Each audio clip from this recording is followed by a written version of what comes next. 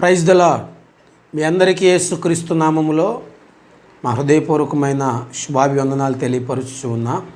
ఈరోజు దేవుని వాగ్దానం యెషయా గ్రంథము 59వ అధ్యాయము 1వ వచనం. రక్షింపనేరకుండునట్లుగా యెహోవా హస్తము కురుచు కాలేదు, విననేరకుండునట్లుగా ఆయన చెవులు మందము కాలేదు. దేవాతి దేవుడు ఈరోజు నీతో మాట్లాడుతున్నటువంటి విషయం ఏమిటంటే, నీవు చేసిన ప్రార్థన ఆలకించకుండా ఆయన చెవులు మందముగా లేవు. నువ్వు చేస్తున్న ప్రార్థన, నీ హృదయవాంఛ, నువ్వు దేని కొరకైతే మొరపెడుతున్నావో దేవుడు వాటన్నిటిని వింటున్నాడు. నీకు సహాయము చేయడానికి ఆయన హస్తములు కురుచు కాలేదు. ఆయన నీకు సహాయం చేయడానికి చేతులు చాచి ఉన్నాడు.